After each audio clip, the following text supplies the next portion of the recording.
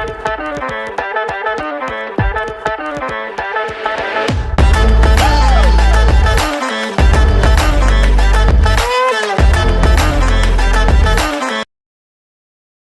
right, what's up, y'all? Welcome to the party. Today is Wednesday, November 13th, 2024. It's episode 750-ish. I've been traveling, so the Chiron, basically there's like a WAF firewall rule that prevents me from being able to query the back-end web server of CISO series to pull the current headlines for the Chiron, so I don't know the number, but it's around 750 of Simply Cyber's Daily Cyber Threat Brief podcast. Good morning, Team SC.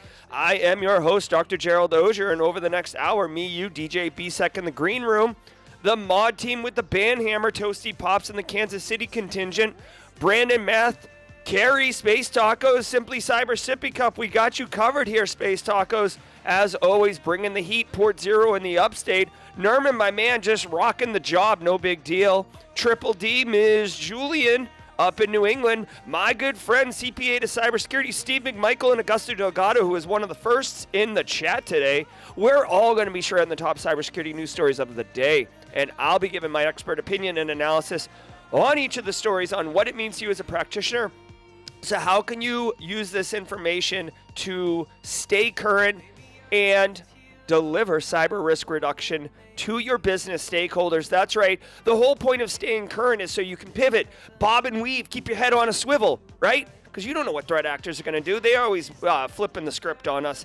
But that's what we got to do. On top of that, if you're looking to break into the industry, or if you're a long timer, a little bit of the gray in the hair, the networking is phenomenal. The Simply Cyber community, the hashtag Team SC, always delivering value, always high-fiving each other, support, inclusion. It's what we do here. Say hello, join the community, don't be shy. We're a very welcoming bunch. It's all about good times in here. I want you to know that every single episode, including this episode of Simply Cyber's Daily Cyber Threat Brief, Podcast of the Year finalist for the Sands Difference Maker Award, just saying, is...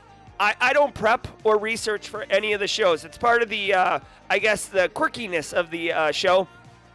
And basically, I want to simulate exactly what we would all be doing, right? You come into work, you got your team, and you're basically like, oh, did you see yesterday about XYZ? Or like it pops up in your news feed, your RSS feed, your email, whatever it is. And you start rapping about it as practitioners. So because I am a member of the Simply Cyber community, on top of being the guy who's up here, mod chat just derailed me.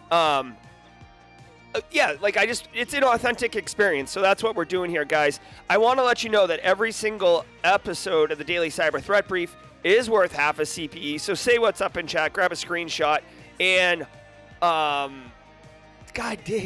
a screenshot and definitely file it away. Once a year, count the screenshots, divide by 2. Now, I want you to know, I'm still dealing with this lingering, plague thing that I got going here. But I got the coffee going deep. We're on cup 4 today, so that's what it's all about. Every single day of the week has a special segment, and today is Worldwide Wednesday, so stay tuned for that, because I'm going to show you, and so is the Simply Cyber community, just how freaking amazing, diverse, and wildly interesting the Simply Cyber community is. Now, before I get into it, I do want to throw some love to the stream sponsors, those organizations who not only support the Simply Cyber community and the stream with sponsorship, but also I align with them. We're not taking sponsorships from, dodgy products or anything like that. Let me tell you about Barricade Cyber Solutions. They have an emote, so don't sleep on that. Barricade Cyber Solutions is dedicated to helping businesses from cyber attacks and recover from the damage done. Cyber attacks can cause massive issues for businesses and send dedicated, hardworking business owners into turmoil. But do you know what? Not all heroes wear capes. And my man Eric Taylor and the crew at Barricade Cyber can swoop in and absolutely help you mitigate the damage done by cyber incidents, yeet threat actors out the environment, help you handle those ransomware negotiations if that's where we're gonna get going. Eric Taylor knows how to roll up his sleeves and get up on it. Go to barricadecyber.com. Have a link in the description. Basically, guys, listen, when your house is on fire, that's not when you want to open the yellow pages for us millennials or Gen X, right? Or I guess what would Gen Z do? I guess you don't want to ask Siri when your house is on fire to call the fire department, right? Although I suppose that might work. But anyways, barricadecyber.com, link in the description below. Giddy up on it. It's all about good times. Also want to say shout out and love to ThreatLocker. ThreatLocker sponsor, doing what they do with zero trust endpoint protection. Quick word from ThreatLocker, and when I get back, we're going to just dive headfirst into Worldwide Wednesday. I want to give some love to the Daily Cyber Threat Brief sponsor, ThreatLocker. Do zero-day exploits and supply chain attacks keep you up at night? Well, worry no more. You can harden your security with ThreatLocker. Worldwide, companies like JetBlue trust ThreatLocker to secure their data and keep their business operations flying high. ThreatLocker takes a deny-by-default approach to cybersecurity and provides a full audit of every action allowed or blocked for risk management and compliance. Onboarding and operation is fully supported by their US-based Cyber Hero support team. Get a free 30-day trial and learn more about how ThreatLocker can help prevent ransomware and ensure compliance. Visit ThreatLocker.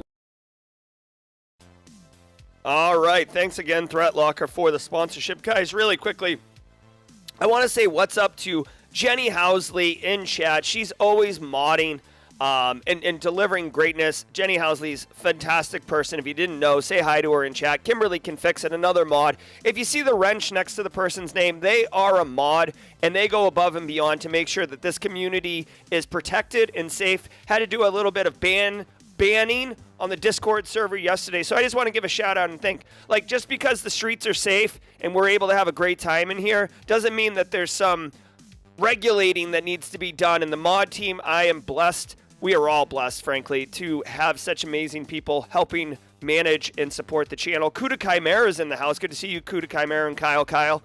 Guys, I do want to do a quick thank you, Sophie Goodwin. I am trying with the Gen Zs. Hey, listen, really quickly, I do want to put a correction out.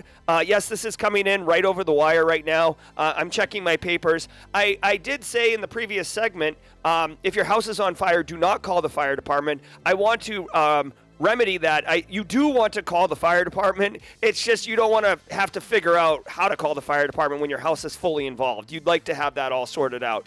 Thank you for the correction, moderators. All right, guys. Let's rip the top off this can. Listen, doth my ears deceive me? Is that the Daft Punk? Yes, it is. Guys, check it out. We're about to go around the world, and I'm super, super excited. I got to do this read here. All right, guys, listen, check this out. Worldwide Wednesday is presented by IT Pro from ACI Learning, the international online training solution that professionals in audit, cyber, and IT turn to for binge-worthy content. You can use my promo code Auger30, AUGER 30. You can see it on screen right now to get 30% off your first month or first year. I'm going to drop a link in chat and pin it. But thank you to ACI Learning for sponsoring Worldwide Wednesday, where we demonstrate just how sick, and that's a good thing, just how sick, just how lit, right? Sophie, am I using that right? Just how fire, just how the vibes and for the culture, the Simply Cyber community is. All about good times. Let me go ahead and pin this comment. Let me explain to you what's about to happen if you're new here. All right, guys. Hey, first timers, if you're new here, let me roll this on you. And if you're a regular, you know exactly what's about to happen. I typically don't do this in the mobile studio, so it's going to be even more of a hot mess express. Check it out. In about 30 seconds, I'm going to ask you, where are you? I'm going to set Daft Punk up, and we're going to see if in 2 minutes we can go around the world with the community live in chat right now. We have 276 people live, more people piling in as we go, 272. People are staggering in right now. Make room for them. Make the circle wider. We'll see if we can do this in 2 minutes, 22 seconds. I'm excited. Sophie Goodwin says, I'm a few years behind, but that is correctly used. Thank you, Sophie. I was recently told by one of my cadets, 18-year-old out of Florida, that I should not be saying fax no printer. That's officially dead. But, you know, whatever. All right, let's set the clock to 2 minutes, 22 seconds. Community, if you can, let me know where you at. Oh, my God. Let's go. Where are you at? Tom Bishop, the boot. We got Italy in the hizzy.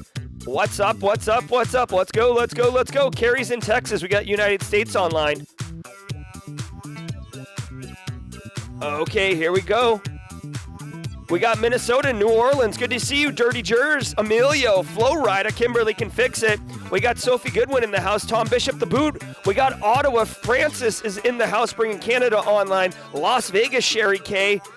Emil, also in Canada. We got the Jersey Shore. We got Palm Beach, Florida. Love it. Fort Sill, Oklahoma. SSD, always bringing South Africa online. Luke Canfield in the Raleigh-Durham area. Roswell, UK, across the pond. We got UK and Europe's online.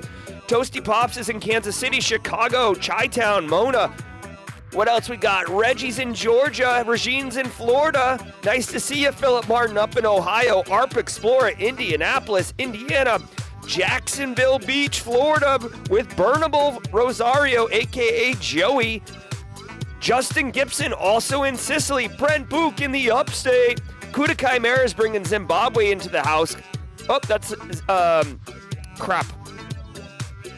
Where's Zimbabwe? Zimbabwe. There it is. All right, we got the Philippine Shooter. Shooter's bringing the Philippines online. Hello, Shins Free. Shooter's got the Philippines.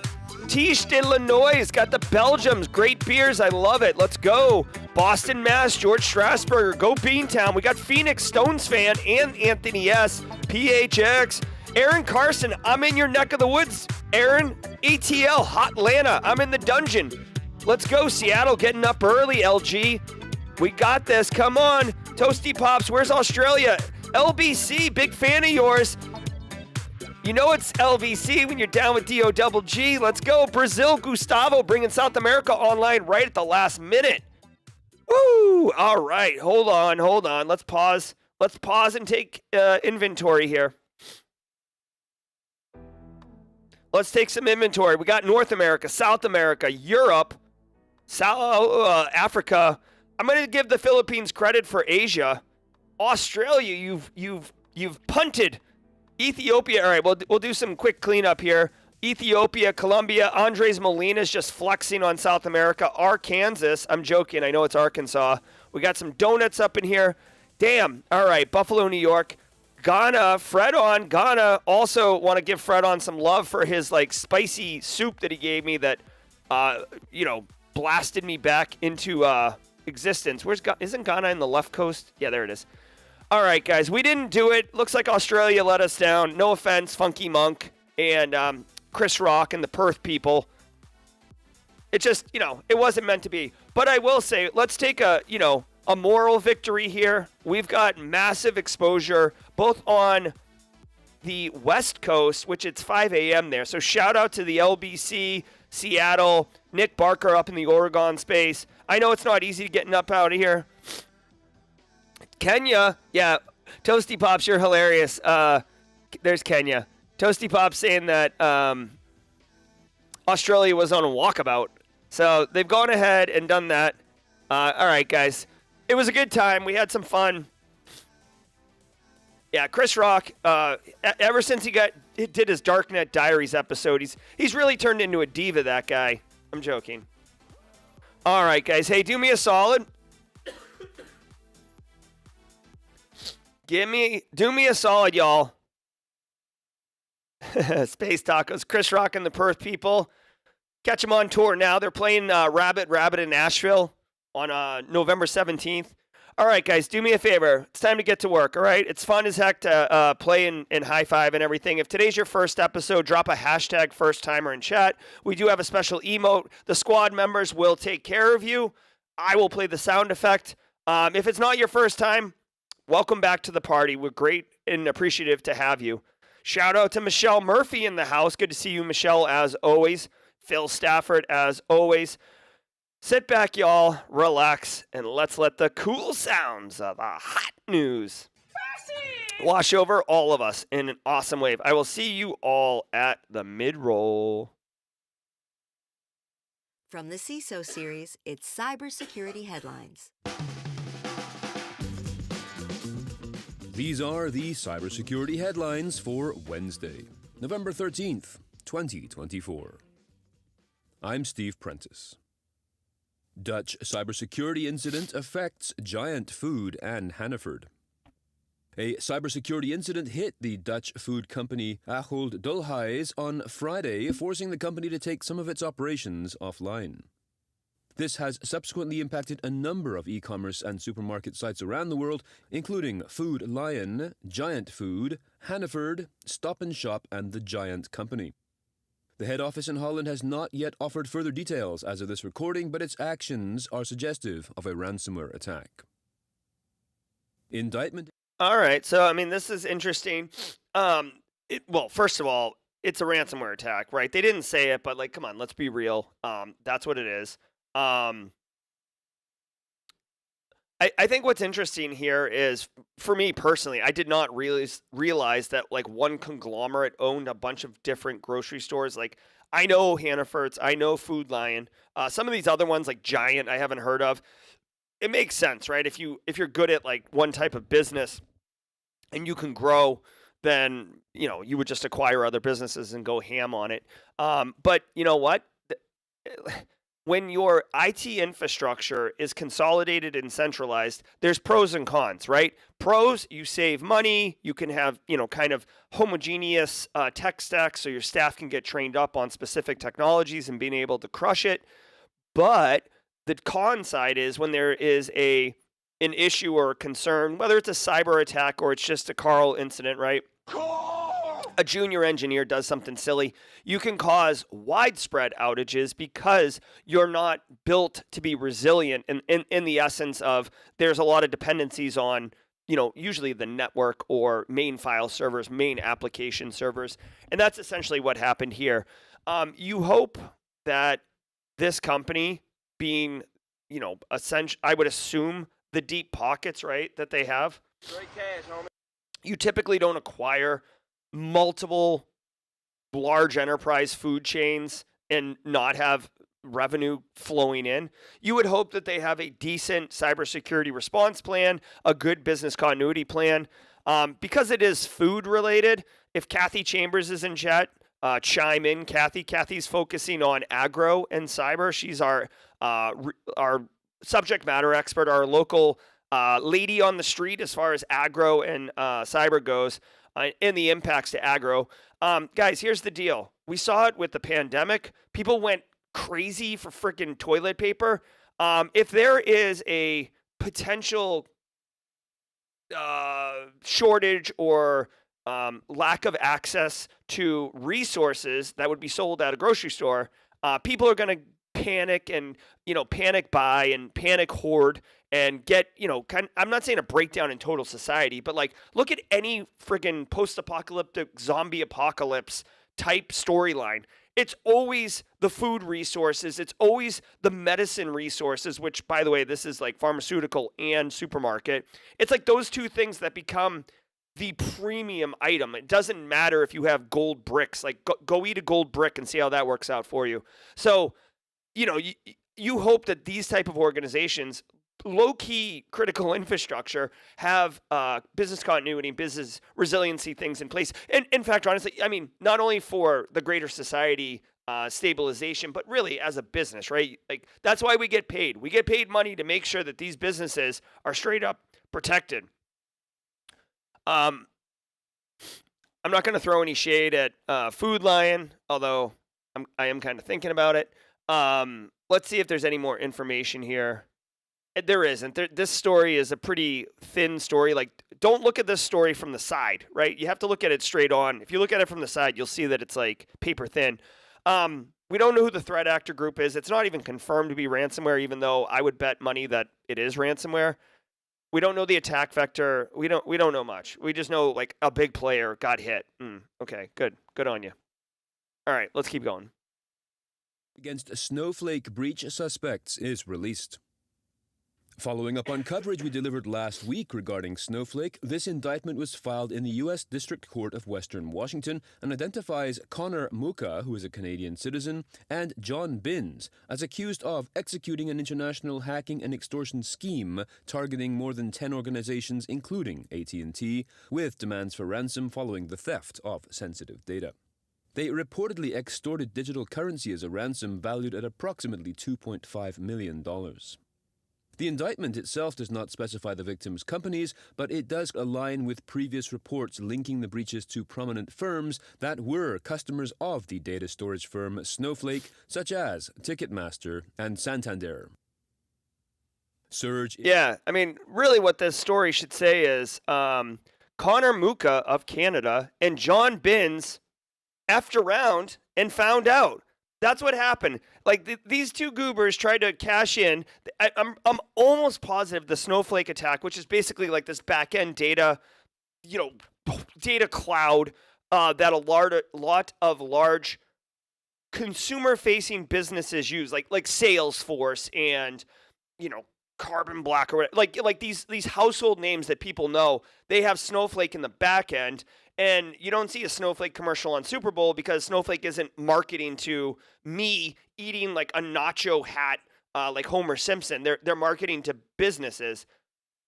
They did credential stuffing attacks, got in. MFA wasn't configured because frickin' Snowflake decided that was an option that whatever. And these guys got in there and, put on their big boy pants and started trying to do ransoms. Hey, like I got your data.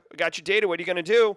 I don't know how the Department of Justice discovered these individuals, but literally the reason I have this F around and find out for these two guys is because, guys, like let's be real for a second. And okay, if you're a regular here, actually, yeah, good point. Mando Avila and Space Tacos, I forgot the sounder.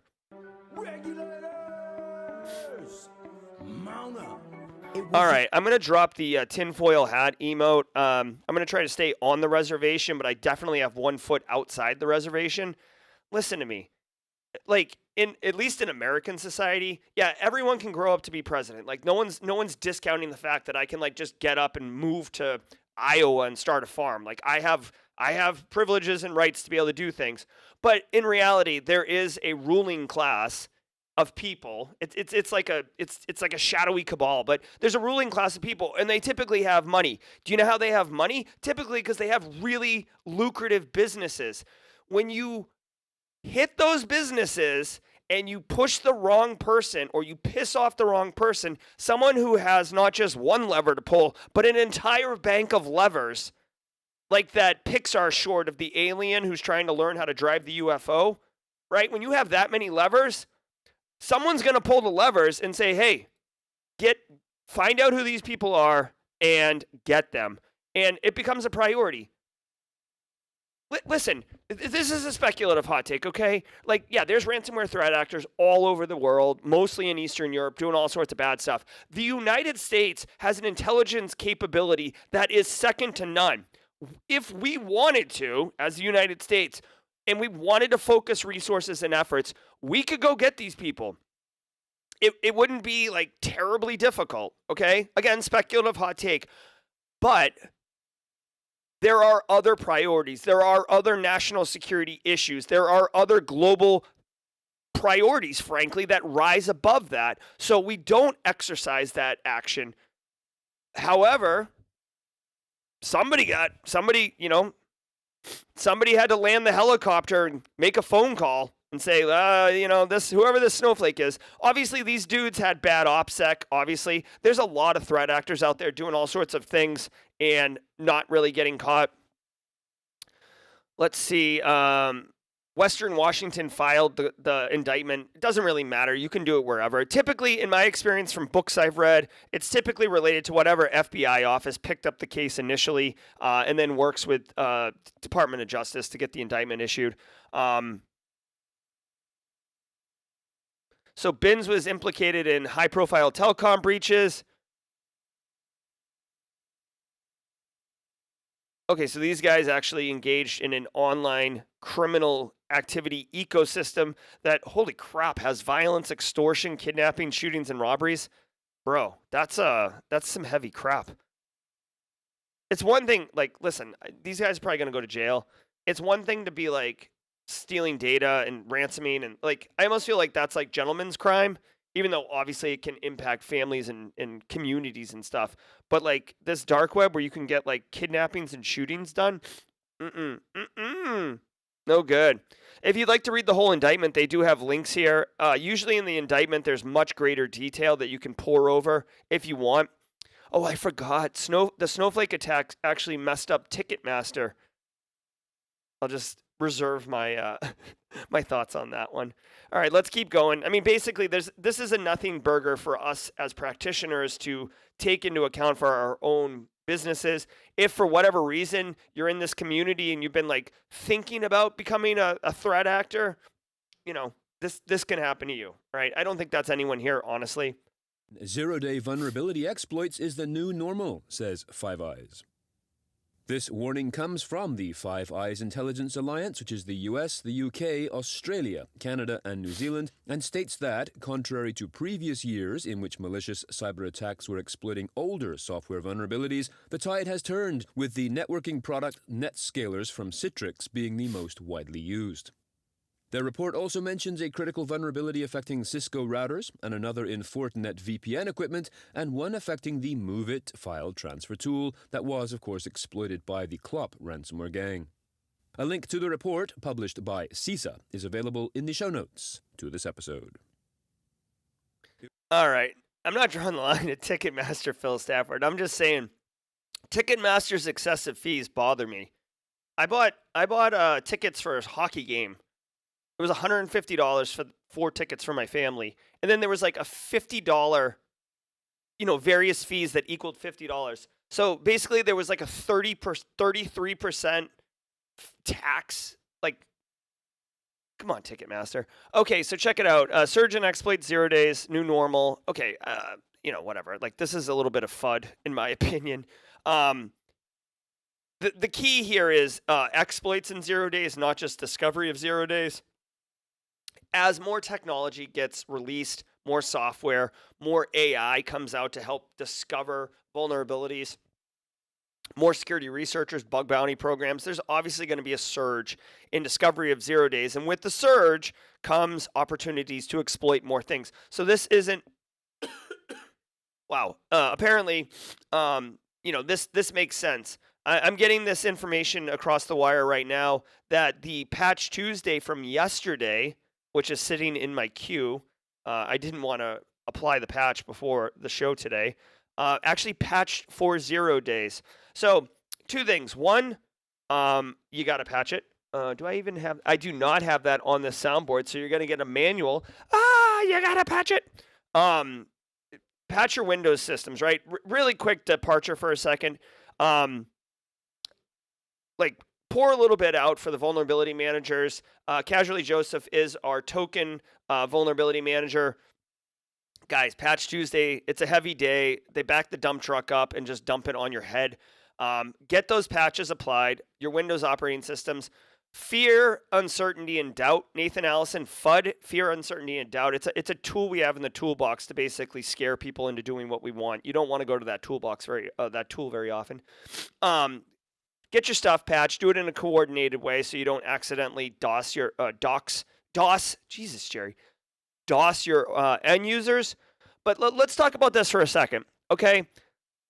Really quickly, there's been a lot of exploitation. Now, this particular article is doing a retrospective, which is good, right? Lessons learned on the most exploited vulnerabilities in 2023.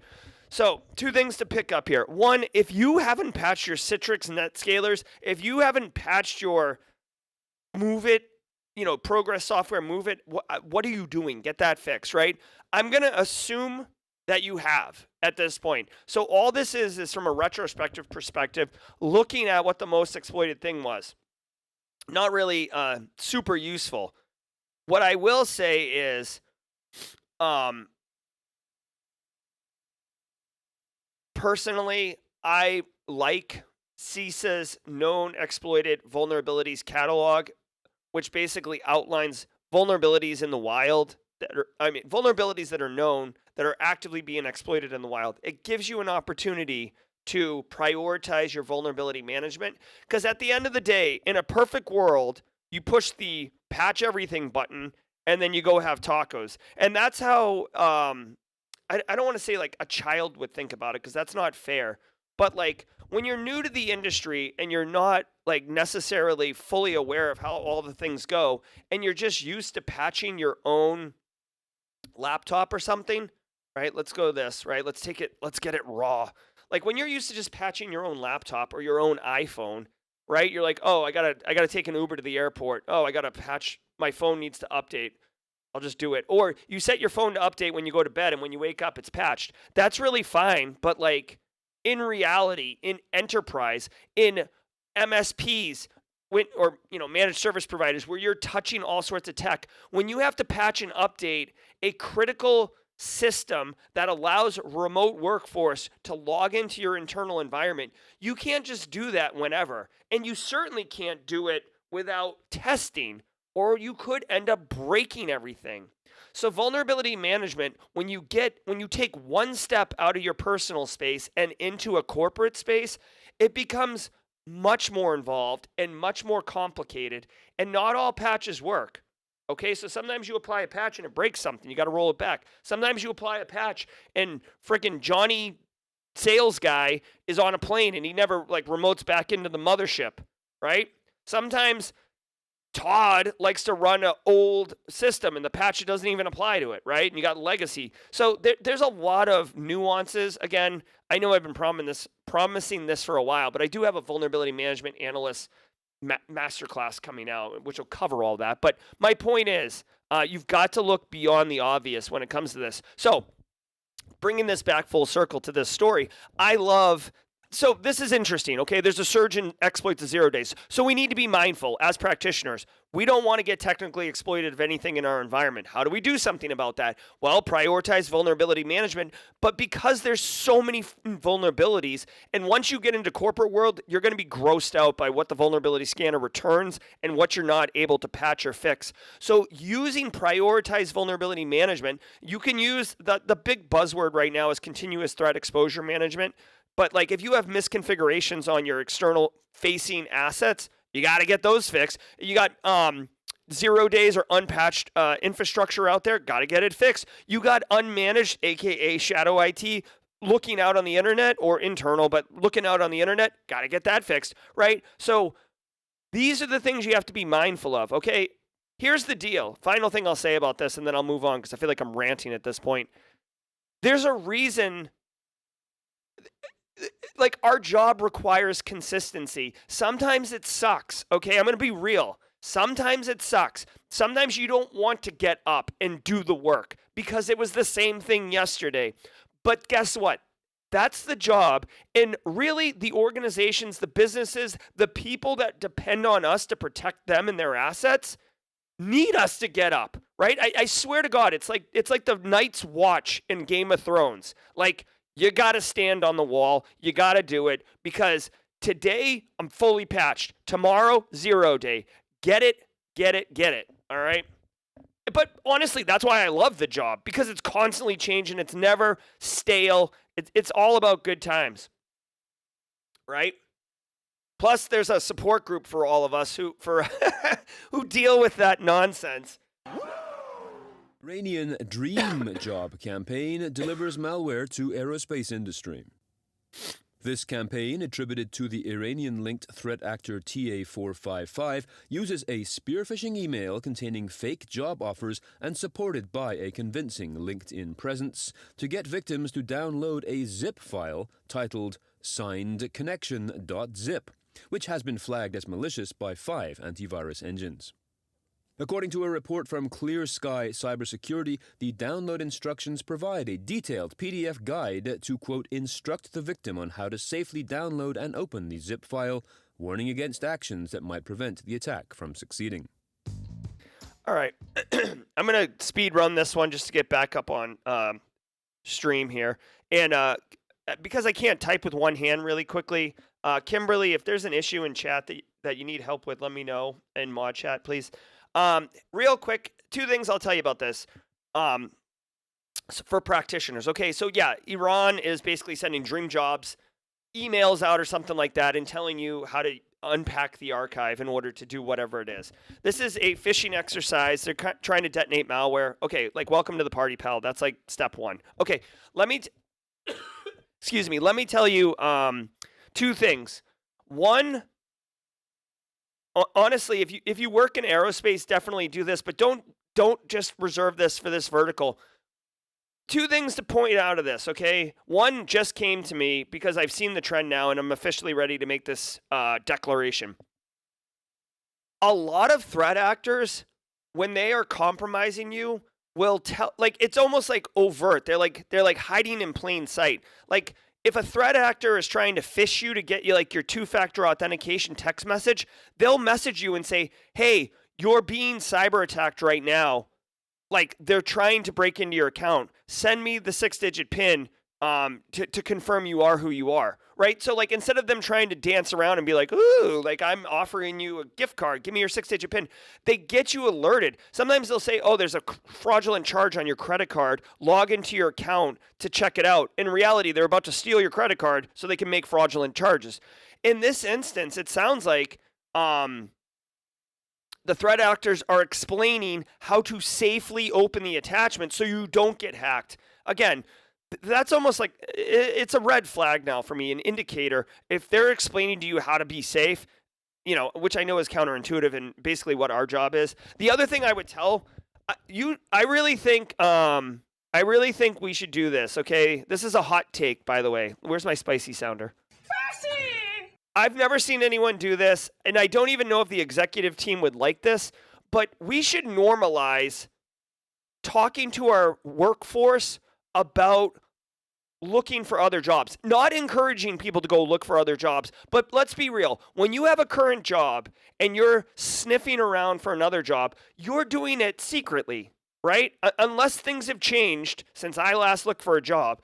But normally, you're not walking into the break room like, oh, hey, what's up, Sophie? I just put in a couple applications. I don't know if it'll go anywhere. I'll see you at the Q2 meeting. No, like, you basically go out into your car to take phone screening interviews. You come in late for the day because you have a Zoom call at 9 a.m. with the hiring manager. People hide, okay? So when this email comes in of a dream job, they're not going to say anything. They're going to be hiding. I would recommend normalizing it. Hey, listen, like, just this is the email, right? Hey, listen, we understand that people drive their own careers, and sometimes they might be interested in looking at other opportunities. Be aware that threat actors are using this attack technique to lure you into compromising yourself because they know you might be interested in a dream job, right? I would just say do that. Okay. Thanks to today's episode's sponsor, ThreatLocker. Do zero-day exploits and supply chain attacks keep you up at night? Well, worry no more. You can harden your security with ThreatLocker. ThreatLocker helps you take a proactive, default-deny approach to cybersecurity and provides a full audit of every action, allowed or blocked, for risk management and compliance. Onboarding and operation are fully supported by their US-based support team. To learn more about how ThreatLocker can help keep your organization running efficiently and protected from ransomware, visit threatlocker.com. That is ThreatLocker.com. All right, let's go.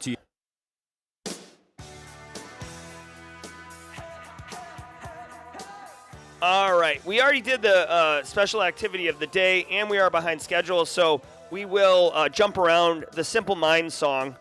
I just want to say really quickly, thank you so very much for being here today. I know the mobile studio can be a little disruptive, but I genuinely appreciate it. We got 387 beautiful people here. I see Zach Hill, Kathy Chambers, Sophie Goodwin, Stones fan, Kyle, Alpha Sierra. So many regulars, so many friends, so many wonderful people, Space Tacos. Guys, it's you. It's literally you that makes this community special. I genuinely appreciate y'all. If you'd like to get more people in the community, hit the like button on YouTube. It helps trigger the algorithm. That's all I'll say about that. Shout out to the stream sponsors, Barricade Cyber, ThreatLocker, and Antisyphon. Antisyphon's absolutely disrupting. Let me tell you how and show you right now. Do you want cutting-edge, high-quality cybersecurity education regardless of financial position? Check this out. I want to give some love and some praise to Antisyphon Training, powered by Black Hills Information Security. Antisyphon Training is absolutely disrupting the traditional cybersecurity training industry by providing high-quality, cutting-edge education to everyone regardless of financial position. They bring industry professionals with years and years of experience into the classroom to teach you and anyone else who's interested practical skills that are in demand in the market today. And on top of that, the student experience is amazing as you and hundreds or thousands in some instances of other students are actively engaging, networking, sharing tips, tricks, and experiences with each other all live in the classroom. Go to antisyphontraining.com, check out their course calendar to see what courses they have coming up. All right. Thank you so very much, Antisyphon. As always, Zach Hill, Kathy Chambers, Daniel Lowry. What? All right, hey, really quick, I do want to say quick shout out and thanks to Haircut Fish, aka Dan Reardon. FedEx is dropping the Wrecking Ball emote. He put that together yesterday and we uploaded it to the channel. So if you're a squad member, when community members share that they got a new job and we play the sounder, oh boy, get those emotes cracking because it's going to be so good. I can't wait. Let's get our la la la la's on. Get back to the news. Hey, Fleetus, I see you. I emailed College of Charleston, Fleetus, to find out about that clicker. So.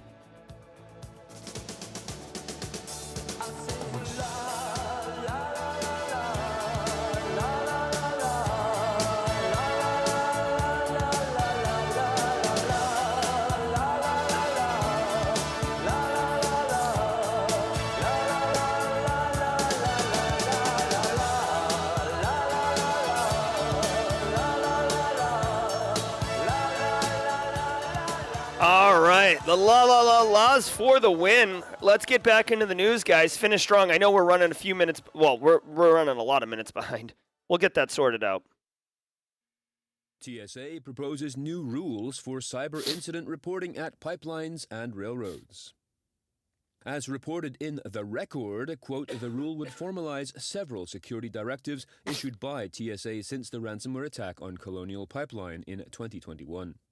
They would require cyber risk management plans overseen by the TSA and would need to include annual cybersecurity evaluations, assessment plans to identify unaddressed vulnerabilities, and to be run by officials who do not have, quote, a personal financial interest in the results of the assessment, end quote. This also requires a cybersecurity operational implementation plan. Yes. The TSA estimates that this proposed rule would impact about 300 surface transportation owners and operators, including 73 of the approximately 620 freight railroads currently operating in the U.S. All right, so I love this. There's a bunch going on here, okay? So number one, the attack on Colonial Pipeline. Remember, the attack on Colonial Pipeline, society, or United States society, like, lost their mind. People, without really understanding what happened, were like making runs on gas stations. Gas stations were running out of gas. People were putting fuel in like Rubbermaid bins. It was ridiculous. Again, our society is like super advanced, but we're also incredibly brittle. Like, if there's like a breakdown in one critical infrastructure, people lose their friggin' mind. So TSA is trying to get ahead of that. Lessons learned. How do we prevent this from happening again? Oh, let's do cyber stuff. Let's do MFA. Let's do zero trust. Okay, now that costs money. Okay. Straight cash, homie. If you're basically asking industry to invest in their own cybersecurity infrastructure. Now remember, they are for-profit businesses. So now you had my curiosity. Now you have my attention. Now you're cutting into the profit margins of these for-profit businesses, some of which are shareholder or publicly traded companies, right? Executives get fired if they don't hit their, Q4 forecasting numbers, right? So obviously they're pushing back. Also, part of the argument is, these requirements don't understand our industry. It said in the story here, zero trust architecture, MFA, it's just a bunch of buzzwords and alphabet soup. It doesn't really apply. Listen, I'm willing to agree that in operational technology, industrial control systems, which a lot of this pipelines and railroads, etc., would apply to. But the IT, the infrastructure, the people running the things, their email, the web servers, the time clocks, these things do need to be managed. And honestly, let's be real, like not everything is going to work, but like let's put some rules in place and then revisit them. Like let's collaborate on this instead of being like, "Nah, I'm good." Like we'll just continue to ride dirty over here and see what happens. I think this is going to happen. TSA falls under Transportation Security Agency falls under Department of Homeland Security as an agency. They have this under their purview, and I like it. Of course, I'm super biased. I'm all about more security, so let's go. Korean hackers create Flutter apps to bypass macOS security. North Korean threat actors are now targeting Apple macOS systems using Trojanized Notepad apps and Minesweeper games created with Flutter, which are signed and notarized by a legitimate Apple developer ID.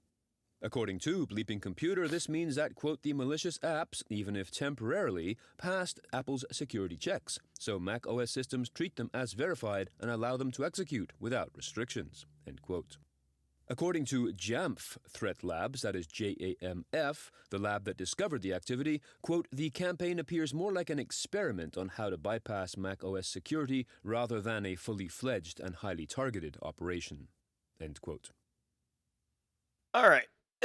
So Mac OS can be hacked. It's just a Linux variant. And the files are actually notarized by a legit Apple developer ID. Couple things here. One, this will fool people. Two, I'm sure Apple, in my experience, Apple typically will expire or, revoke the developer creds, the developer cert and all that. So it's pretty good. It will get cleaned up. I will give a nod to North Korea here for having a Minesweeper Trojanized app. Honestly, I feel like Gen Z, and yeah, I'm looking at you, Sophie, and casually Joseph. Like it's nostalgic for us, but I feel like you guys are like, oh, I want to play Snood. I want to play an 8-bit, Minesweeper or what like the Solitaire when you'd win it would stagger over the screen and all that stuff. So yeah, there's a lot of nostalgia there, and it's getting a resurgent, right? So I think mom jeans are back. I don't know. I'm not really in that scene, but I've heard this. So there it goes. I don't know why you would download a Notepad app. Like Notes is fine. There's other. Yeah, no thanks. Yeah, sorry. Maid services here. Games created with. I should really tell her I'm going to be leaving in like an hour. Oh fuck. Sorry. I just got derailed by the room service maid. Okay. So the other thing to point out here, Jamf is like basically the kind of endpoint management solution for Apple ecosystems. The fact that they have a threat lab, no big deal. That makes sense. If you are managing Apple ecosystems, check that out. Also, anytime Apple comes up, I always want to mention Patrick Wardle. This guy, as far as I'm concerned, is the most knowledgeable and go-to person in the world on Apple cybersecurity. Patrick Wardle, I'm pulling it up right now. Check this guy out. This guy is legit. He doesn't even know me. I mean, he's very, very approachable and very, very nice. He doesn't know me from a hole in the wall, but I tried to get him on the channel and he's like, didn't reply. Okay, let's go. Anyways, uptick in activity. North Korea is doing things. Let's be real. It's your executive team that's using the Apple products, so tell them not to install silly stuff. GitLocker's Go Issue tool focuses on GitHub developers and supply chains. A threat actor going by the name of Cyber Luffy and claiming to be a member of the GitLocker hacking group, and that is spelled GITLOKER, is now offering a new GitHub publishing tool for sale or rent. Named Go Issue, it makes it possible to extract email addresses from GitHub repositories, which /next describes as, quote, a gateway to source code theft, supply chain attacks, and corporate network breaches through compromised developer credentials, end quote. /next describes it as the sale, or the rental, of the tool that GitLocker first developed for itself for email harvesting in early 2024. Okay, so the idea here is that this gang, they offer it as a service, or you can just buy the solution. They basically scrape and get your, okay. Like right now, Zach? Okay. Hi. Basically, developer email address. Now, you might think, like, what's the big deal? My email address. Well, apparently, they're using that as, this is literally what spear phishing is. So when we talk about spear phishing, this is what it is. So they're not casting a wide net. They're literally finding out the developer contact information and then sending some, obviously, very, very curated, very, very deliberate message to the developer with the ultimate goal of getting their credentials, right? So once they get their credentials, now they can log into the GitHub repo, assuming no MFA. Oh my God. Like, how do you not have MFA right now? But anyways, so you log in, and then now you can either start, inserting malicious code into the repos, maybe going deeper. Basically, once you get the access, maybe you can access multiple repos if you're using password reuse. Basically, that's what's going on here. This is a classic example of spear phishing, so you could definitely drop that. Okay. You could drop that in a job interview and be like, They're like, oh, how would you handle a phishing? You're like, phishing? Perhaps we should talk about a more deliberate type of phishing. How about spear phishing with the GitLocker gang targeting developers of GitHub repos, specifically stripping their email addresses, which seems benign and not really a big deal, from the GitHub repos, and then using targeted spear phishing. I'll say it again, spear phishing. Right? Obviously, don't be a complete D in the job interview, but I'm just saying, like, this is one of those examples where it's nice and clean. It's very, very timely and relevant. Obviously, if your organization uses GitHub or for tech development, DevOps, or managing your source code and repos and stuff like that, if you're a tech company, big tech company, SaaS provider, definitely educate your developers about this, because there's no question that they're going to be targeted. I don't know who this particular threat actor is targeting specifically, but the fact that they're offering their attack platform as a service means that basically anyone can get after it, and that's what that is. I just saw Daniel Kelly's name in here. This guy, /next, calls it a red flag. This isn't just spam, it's potential entry point into taking over your account or projects. This threat is bigger than ever, reports researcher Daniel Kelly. I've seen Daniel Kelly on, he's like a reformed black hat. He was like blowing up on LinkedIn a couple months ago. I haven't seen too much at him lately. Let's keep going. Ransomware Ymir delivered after a Rusty Stealer breach.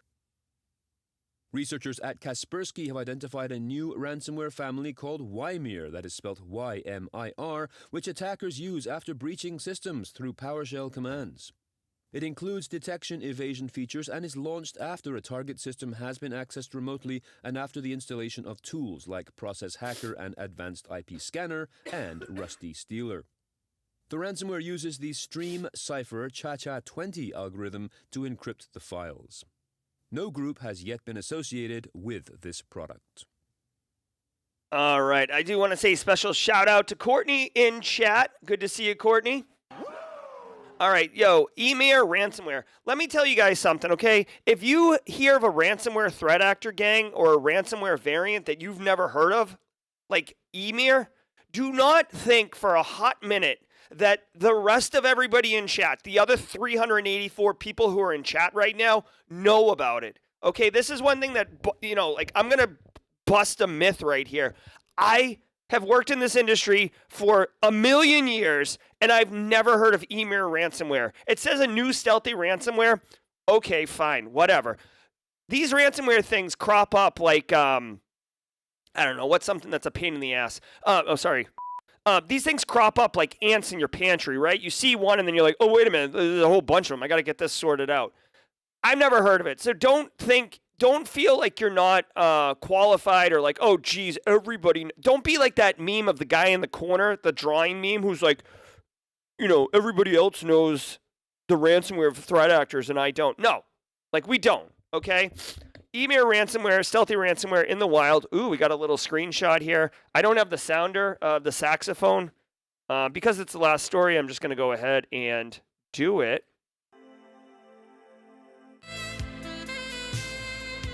Oh, so good.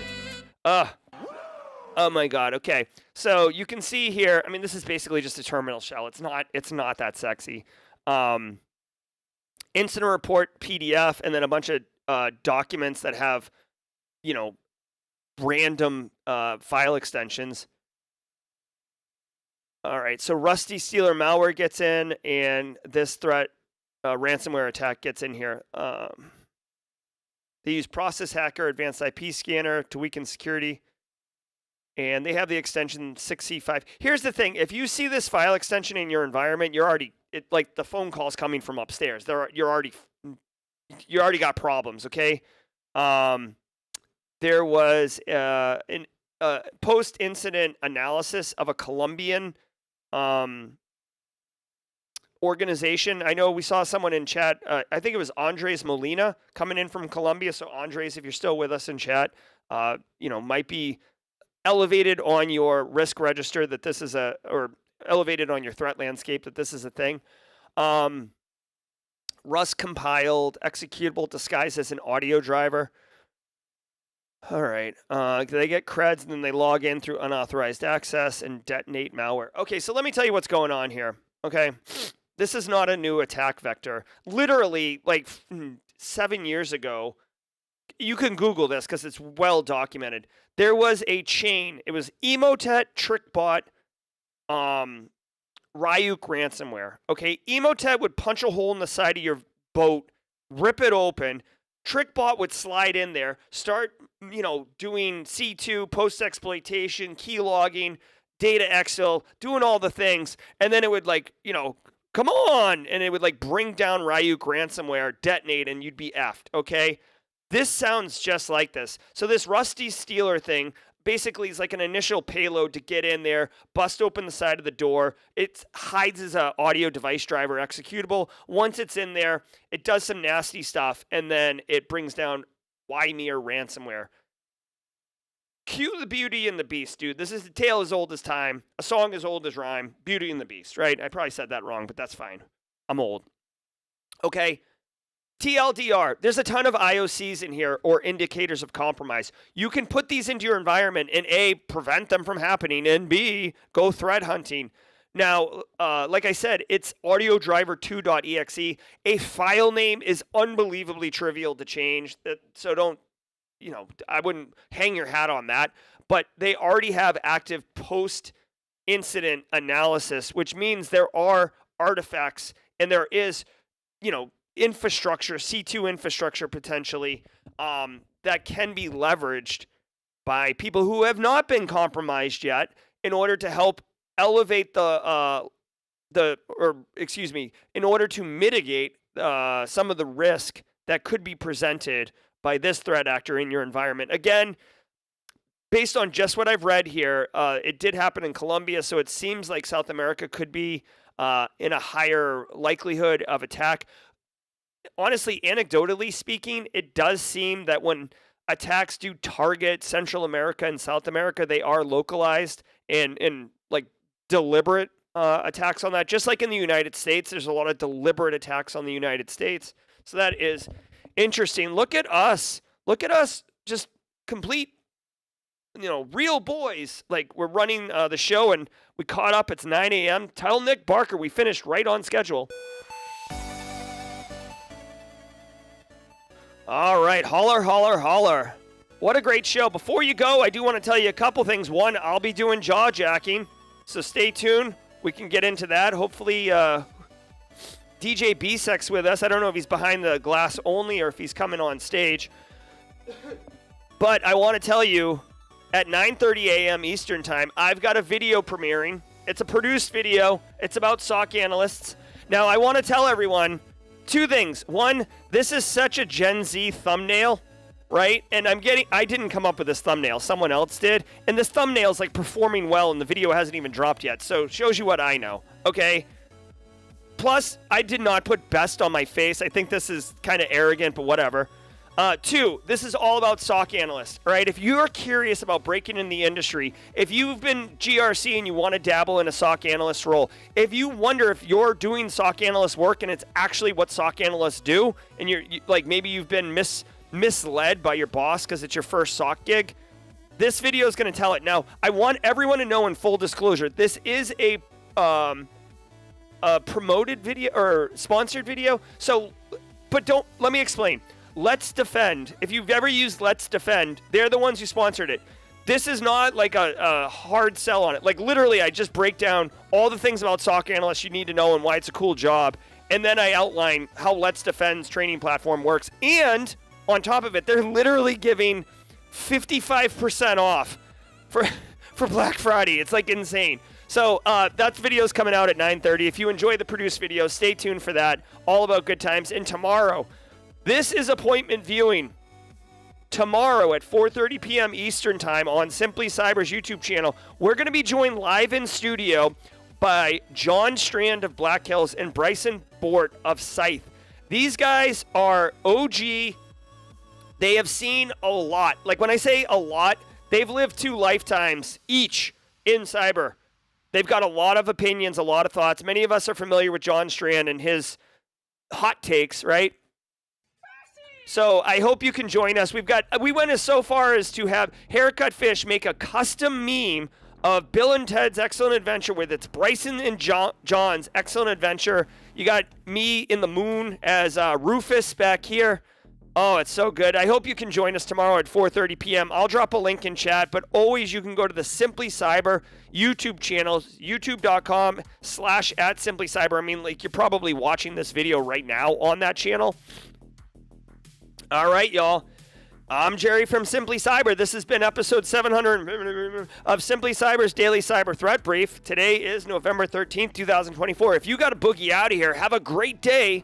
And if you can stay with us, please do, as we pivot over to jawjacking. Peace. Ever wonder what it takes to break into cybersecurity? Join us every weekday for Jawjacking, where industry experts answer your burning questions about the cybersecurity field. Live, unfiltered, and totally free. Let's level up together. It's time for some Jawjacking.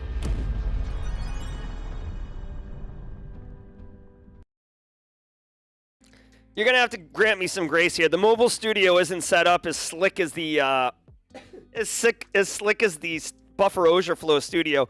So pivoting over to jawjacking isn't as cool. And I didn't bring the glasses. So spoiler alert, Jerry guy will not be here today. Dr. Gerald Auger will be managing. And despite being a nerd, we will have a good time here. Let me just like roll the dice here. Everybody do me a favor. I'm going to roll a D20 here. And let's see if I can land. How's this? Oh, this looks like terrible. Oh my God. Abort. Abort. Oh my God. Too much information. Jesus, Jerry. All right, hold on. You get to see how the sausage is made here. Is this the right one? Oh, this isn't even the right one either. God damn it. Hold on. We will survive. We will survive. Can I do this one? What's this? Oh, Jesus. Oh, my God. Oh, I guess we'll do this. Right now, DJ B-Sec is dying a slow death. Base case, somewhere base case just stopped and looked into the sky as something tweaked. Is this okay for everybody? Can we just do it this way for a minute? DJ B-Sec, do you want to come on stage and show people what this looks like? All right, here we go. Oh, yeah. I forgot. Thank you, Kimberly can fix it. Hold on one second, DJ B-Sec. Let me just do one thing, and then let me fix this. I'm a freaking yard sale.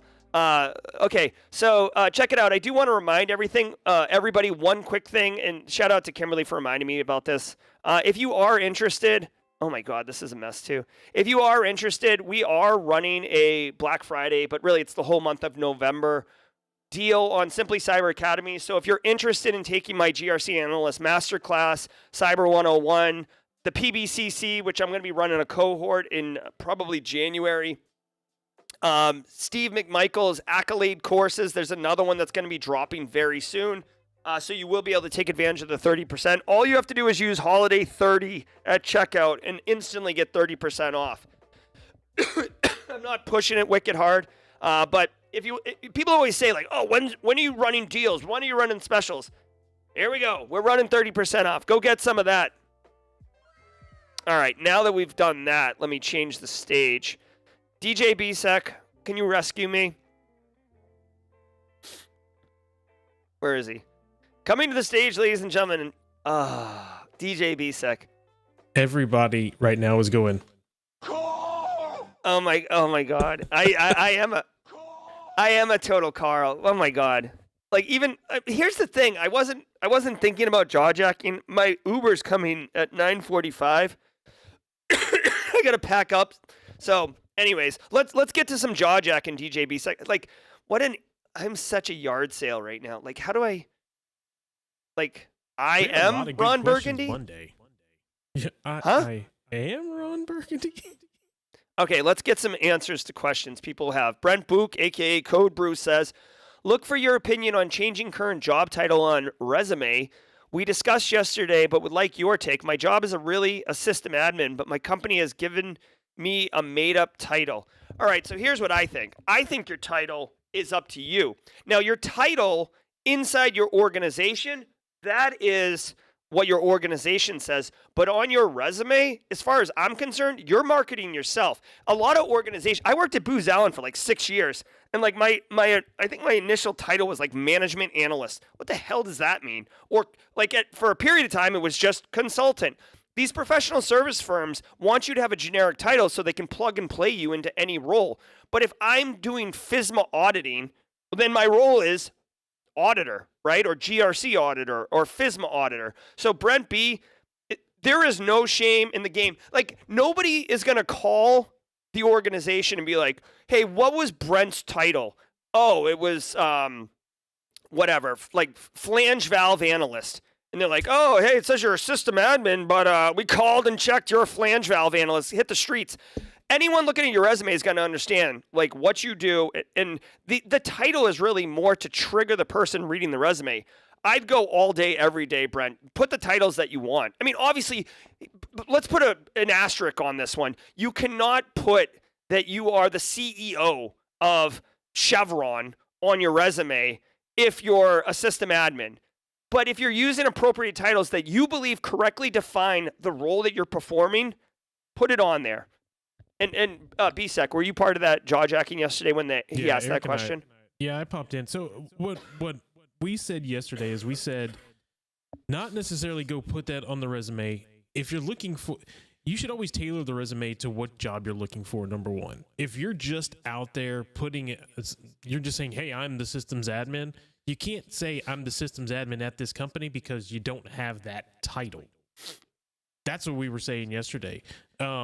To Jerry's point, I mean, yeah, you can go put it on your resume and say that you do system admin. Or what I said to do yesterday was you can put the title that the company gives you and then list everything that you're doing in or on your resume. And then on your resume, you can turn around and say, this is what, this is everything that I've been doing.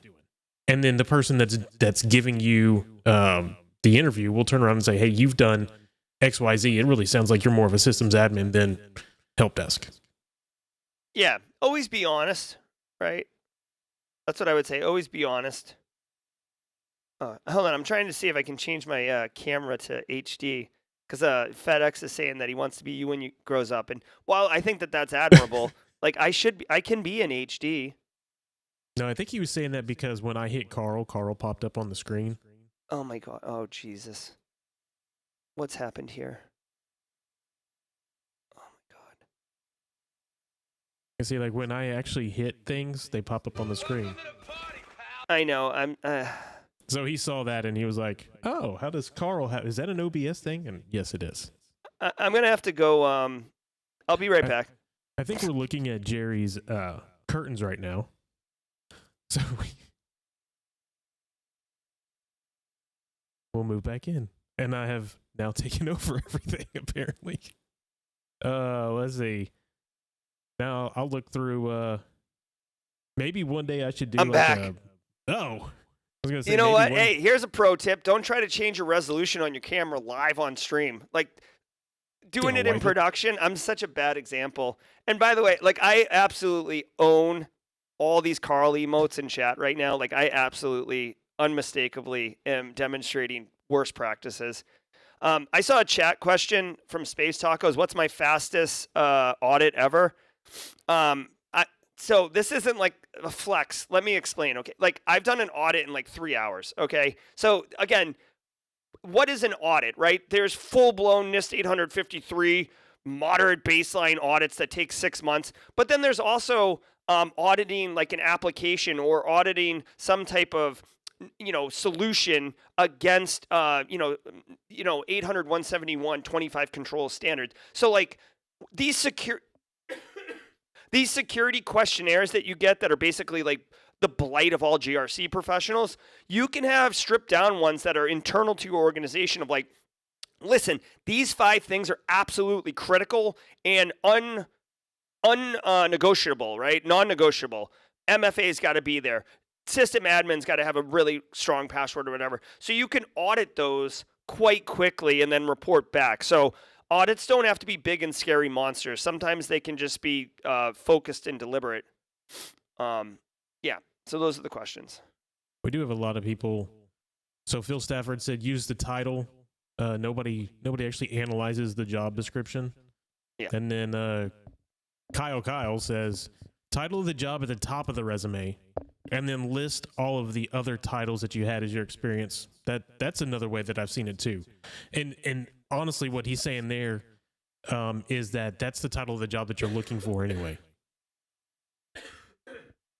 And then we have FedEx in here that's saying that I need to do a tutorial for OBS. Yeah, let me know when that's out so I can watch it. Oh my God. Hey, Phil Stafford brings up a good point too.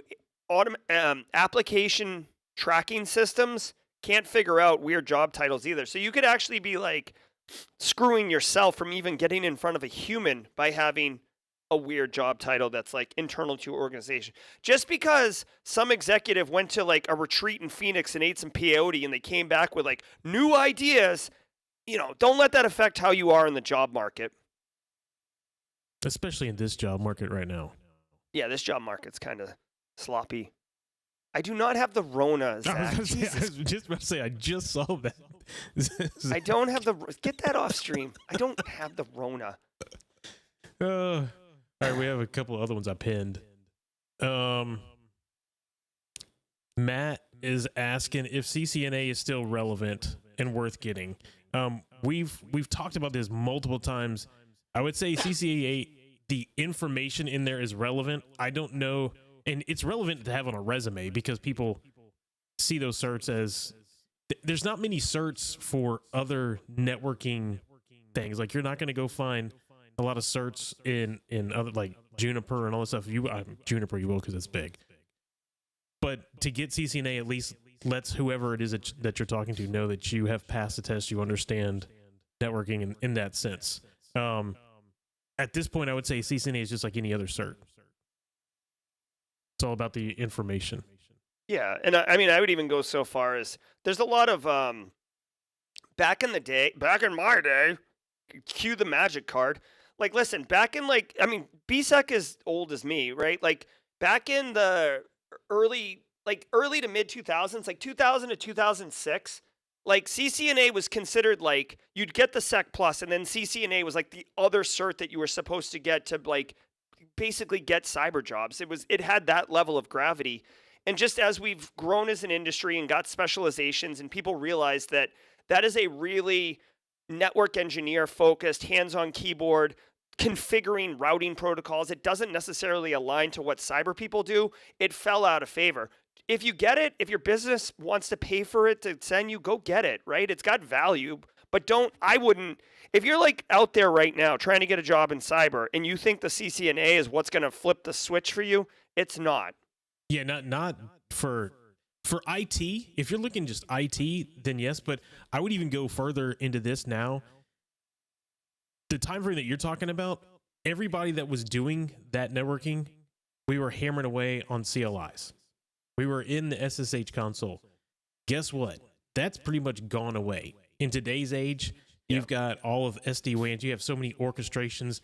Now, in all reality, all you really need to understand is how the network's laid out. You need to understand what VLANs are. You need to understand what subnets are and how everything plays together. You don't need to understand bottom line CLI and be in the back end because everything has a GUI now. Yeah, 100%. Web admin consoles everywhere. Make sure that they're MFA'd. Jeremy Lincoln says he finished the GRC masterclass. Thanks so much. You're welcome. IT career questions, a.k.a. Zach Hill. CCNA is cheaper than Net Plus and more recognized. I would agree with that. Yeah. I would agree with that. Although I would say Net Plus is an easier exam to take. It might be more expensive, but like it's a multiple choice. CCNA, you like have to get in and configure routers and switches and stuff and build a network, which to me actually has more value if you can do that versus. Well, and it's hands-on to do. Yeah. Right. Net Plus is just more like read the book and understand. Yeah. You can't guess. You can't guess the routing protocol. Like you can't guess the configuration of eGrip, right? Yeah. Or know that RIP is no longer something that should be used. Oh, really? RIP's out of favor? Yeah. I mean, no. I'm gonna have to get my. You might need to change your home routing. Yeah, change my home routing, and I've got RIP Tour, the 2003 Tour, the Euro Tour. I got that shirt. I'm gonna have to throw that out. We've got one from Maxwell Vargas that says, "What are good positions in cyber for quality of life?" That is a trick question. Yeah. Depends what you consider quality of life. Yeah. I mean, if you want to take a swing at this one, I would say SOC differ is probably the worst quality of life. Again, I love all of these jobs, so I'm not poo-pooing on any of them. I would it's just like go against that. I would say SOC. So I would say that SOC is a better quality of life in the sense of if you're in the SOC and you're. So, well, listen to the way I'm going to argue this. We're going to play devil's advocate. I would say it's because you're in a SOC and yes, it's a pain in the butt. You're sitting there looking at stuff all day long. But when you go home, your job's done. Yes. However, just to play devil's advocate. But you see where I went with that. When you go home, you can keep your mind. Yeah, but a lot of people who are dealing with an active incident don't want to leave because they feel like they're engaged. They got that adrenaline dump. You get a call on Christmas Eve. Guess what? Get to work. Yeah. Like there is that. So you know what? Really quickly, Luke Canfield actually does, inject something here.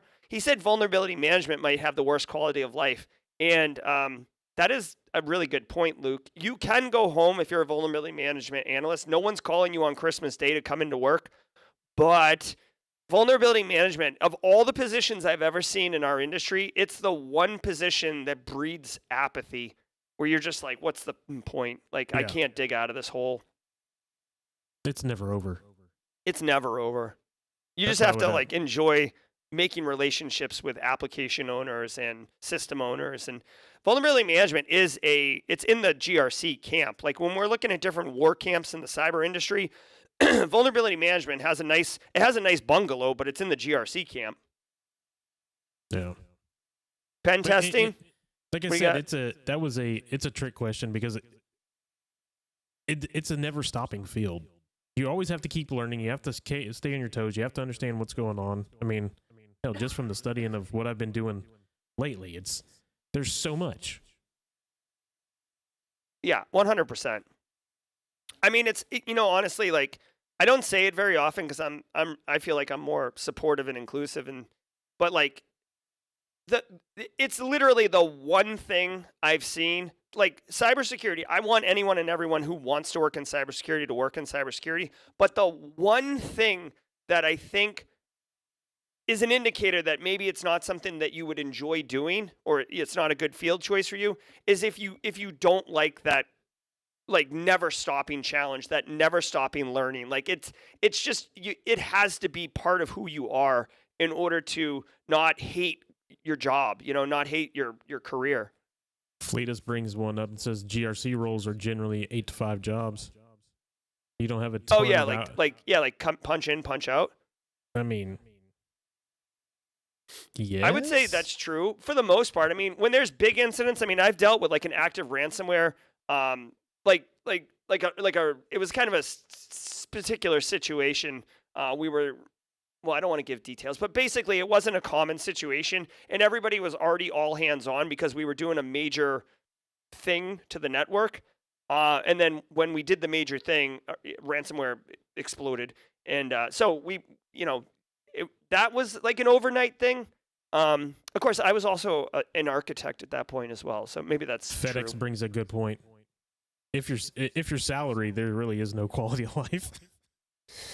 Yes. Yep. You will be expected to work, and the beatings will continue until morale improves. Let's see. Rusted Trust says 40 hours and done. I don't know about that. It's like any other job, right? Like, once you get involved, sometimes you get emails after work or on the weekend, or you're trying to set stuff up for the following week, or so here's the other thing I'd say about GRC, because a lot of people think, oh, 40 hours and done. There's a lot to do with GRC. So if you're the one that's writing the policies and all day long you still have a job that you're doing, but you have to write the policies, guess what people are doing at night? They're updating the policies, writing the policies, putting them in place, because you still have meetings and stuff that you got to go to during the day. So it's not necessarily just a 40 hours and done type of job. I would say it's less, but it's not a 40 hours and done type of job.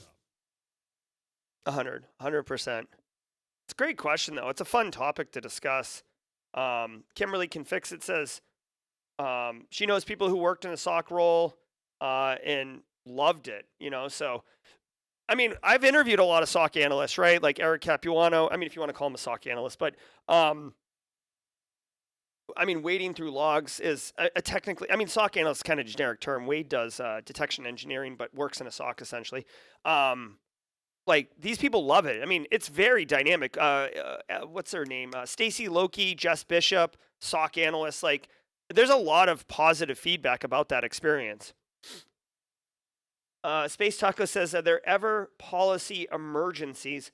I mean, there's a funny way to say that. So sometimes you might have a policy that says something's not allowed, and then the business does it anyways, and it's causing a major risk to the organization, and then you need to escalate it like in an emergency capacity, because you need basically somebody above you to make a decision, like whether or not they're going to support you or not on that.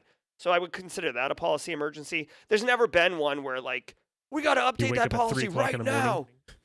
If they call you at 3 o'clock in the morning, that needs to be updated now. Yeah. We like NIST just released new guidelines on password expiration. Update the password policy now. Right. That Hansel's so hot right now. Password policy updates are so hot. Oh, all right. Hey, here's Casually Joseph giving a real. Well, never mind. I don't even have screen share capabilities right now. Do we have let's two cyber Let's chicks not today? mess around. You have a drop from 2 cyber chicks today, or is there something to do? No. I've got a okay. produce video premiere. Okay. So I've been trying to do videos on Mondays, which is Simply Defensive, Wade Wells and Josh Mason's pod. And then on Wednesdays, 2 Cyber Chicks is every other Wednesday. So I've been producing videos for Wednesdays. Just an update. I'll be doing Advent of Cyber. I'm actually Try Hack Me reached out and asked me to make like a little teaser video. So I'm going to do that. But I'm doing 2 rooms this year. For Advent of Cyber. So if you're interested in having a cool, 24-day long CTF with a bunch of people, DJ BSEC, are you making content this year? You usually do. We'll see. Okay. I usually try to stream going through it for the first time. I usually do that on Twitch because I like. Oh, you're going gonna to stream it? I do it. Yeah, I usually stream it and I record. So the way you can do it on Twitch is I can actually stream it and run music in the background and stream it and go through it all and talk to whoever's there. But you can remove the music through the Twitch stream. So then when you record it, it actually doesn't have the music and you can dump it over to YouTube. Oh, all right. BSEC, will you drop a link in chat right now of your Twitch channel? Oh, yeah. Adventist Cyber, guys, is a lot of fun. It's Try Hack Me's annual, like 24-day CTF. There's a storyline with it. It's a lot of fun.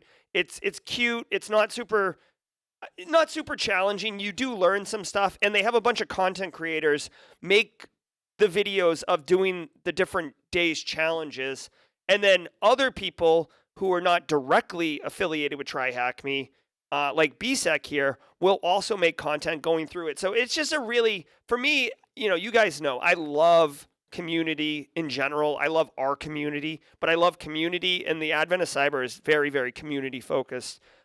So yeah, there's BSEC's YouTube or Twitch channel. I'd recommend checking that out. He does spin records, do DJ. I mean, his name is DJ BSEC. I mean, he does DJ stuff. So Every now and again. oh, this is cool. Code Brew says that Advent of Cyber is actually what got him interested in cybersecurity. Very nice. There was someone did I put it on here? Yeah. So Nelly. Hey yo, Nelly. Said, are there any recommendations for adapting to AI? I'm 18-year-old focusing on proficiency with networking and pen testing. So, I mean, adapting to AI, like you're talking about, like as a not a citizen. Looks like, you see all my lights going crazy? Yeah. Does that mean that it's close to time for the premiere? No, that means people have gone to my channel on Twitch and have followed me. Nice. Way to go, Simply Cyber community. Hashtag Team SC. I'll just give now you two everybody's quick gonna takes. hit that Yeah. all day long. My lights are going to be going nuts. I love it. Two quick. Hey, so if you want to make BSEC's lights go off in the background, go to that Twitch channel right now. Be the one who makes that light turn pink. Also, side note, low key love the fact that it's blue and hot pink. Very retro synthwave vibes. So Nelly, 18-year-old student, adapting to AI. Here's what I would say, dude. You're like, use it for as much as you can. And if you're asking more about how to incorporate it into networking and pen testing, then I would say I have a video on the channel around MIT's AI risk repository, simply to give yourself the layout of what potential risks can be exploited through pen testing and AI, and take advantage of all that. There you go, BSEC. You're gonna have you're not gonna be able to sleep tonight. You're just gonna have like you remember that Seinfeld episodes where the fried chicken place was glowing and Kramer couldn't sleep? There goes FedEx. I mean, I can tell you who's all doing it. Now everybody. Now it's just exploding. Yes. Community, let's go. You're going to make me have to do something now. Yeah. Well, yeah, no, that's the point. Let's push it. Dude, that light explodes. I love it. Oh, yeah. I mean, they change for different things. So with Twitch, everybody knows, like with Twitch, you can give bits and so forth. So bits surmount to money, so it changes everything to green and nice. Different stuff. We're 60 seconds out from the my premiere here, so yeah, I'm gonna drop a link in chat. Hold on one second. I can only got one hand, dude. Premiere. All right, I'm gonna drop. Guys, thank you all so very much. DJ BSEC, always nice having you on, especially being able to contrast your high quality camera and look and feed versus my mobile. Looks like I'm in 480p and like washed out. On a modem. Crap microphone. What are we doing here? All right, guys. This was the Amateur Hour with DJ BSEC and the Dingo. I'm joking. All right. Be well, everybody. We got the premiere going on over there on SOC Analysts Are in High Demand. Here's why and how to become one. Thank you so much, BSEC. Shout out and mad love to the mod team. I appreciate that. I'm going to be in chat for a minute. Then I got to pack up my gear and get to the airport to fly out of ATL. Thanks so much, everybody. And until next time, stay secure.